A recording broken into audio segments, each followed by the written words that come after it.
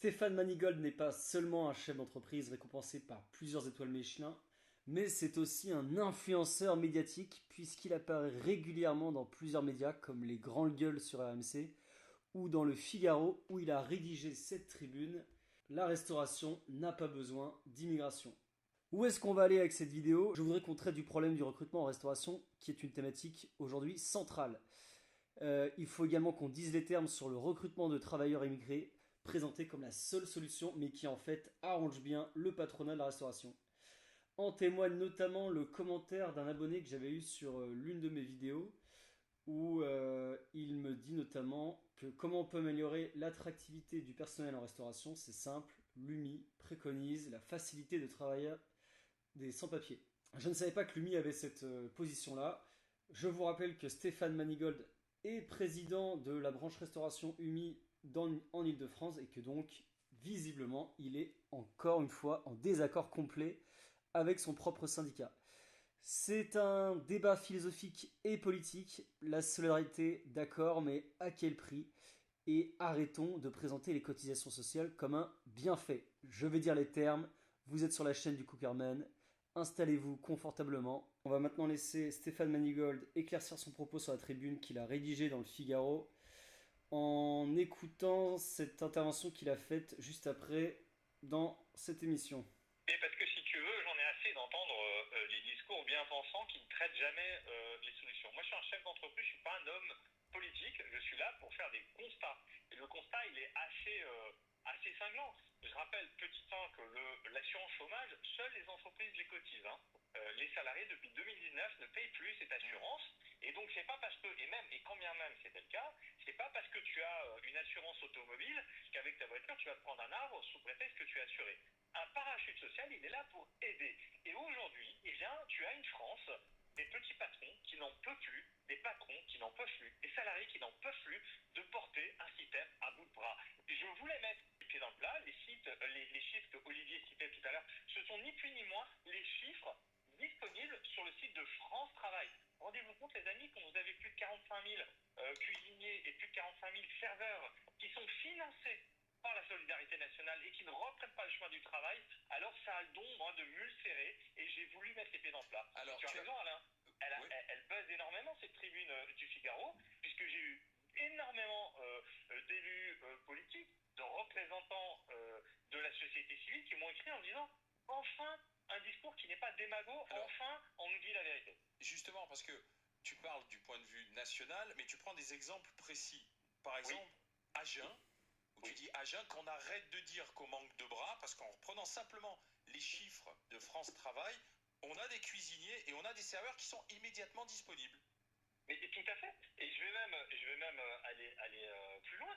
Tu peux prendre partout une ville de Nice, que tu connais bien, mon cher Alain. À Nice, c'est plus de 4000 cuisiniers et plus de 4000 serveurs qui sont disponibles immédiatement. Et tu le sais très bien que nos amis niçois, restaurateurs niçois, ne trouvent pas de travail. Moi, j'ai voulu mettre les pieds dans le plat, pas simplement pour le secteur de la restauration, parce qu'au fond, Ok, magnifique. Le gars dit les termes vraiment masterclass. Son raisonnement se tient quand on sait que les salariés ne cotisent pas pour le chômage. Bravo à lui pour tenir cette position. Et on va voir que c'est pas juste une position manichéenne où on entend dire que les chômeurs sont des feignants. Non, ces gens ne sont pas incités à reprendre le taf à cause d'un système. Donc c'est normal qu'ils restent au chômage.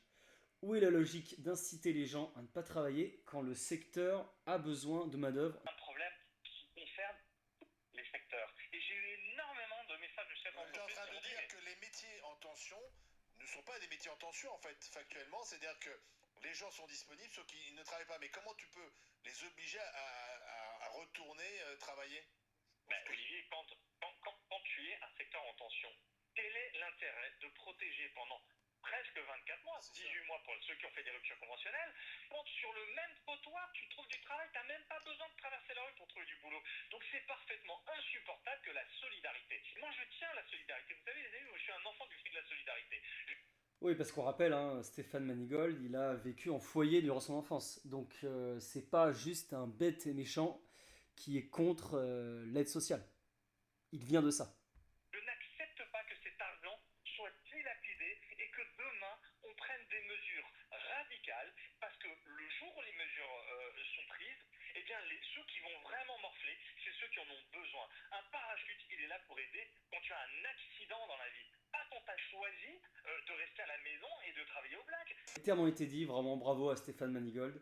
Et cette vidéo, pour moi, elle aborde 2 points. Le manque d'attractivité en restauration, et je vais vous montrer comment on dit les termes là-dessus. Très simplement, hein, on entend souvent que les conditions de travail sont trop difficiles.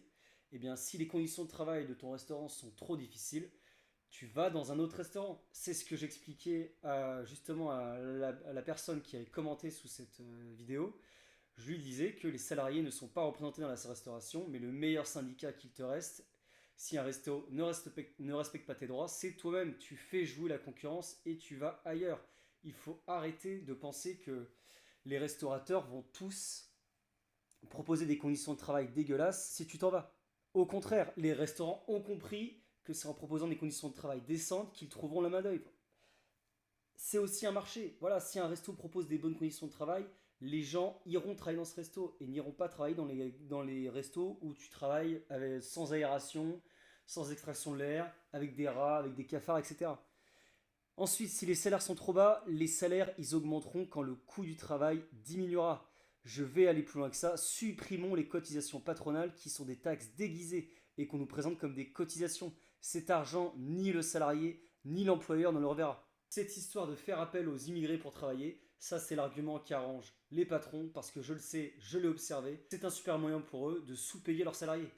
Le gars qui a traversé un continent pour venir travailler, tu lui donnes entre 1006 et 1008 net pour travailler les soirs, les week-ends dans des conditions sanitaires déplorables, il acceptera. Tout ça parce que pour lui, 1800 € c'est un sacré paquet d'argent. Donc arrêtons de présenter cette position comme une position de solidarité ou de je ne sais pas quoi. Les travailleurs immigrés sont sous-payés. Tout ça, c'est un moyen pour une partie du patronat de maintenir des salaires indécents. Encore une fois, les restaurateurs augmenteront les salaires. Pour un salaire à 1008 net, ils arrêteront de payer 1000 € supplémentaires de cotisation sociale. Voilà, si vous pensez que je dois continuer à dire les termes, eh bien soutenez-moi. Venez donner votre avis sur la question en commentaire. Je vous dis à très vite.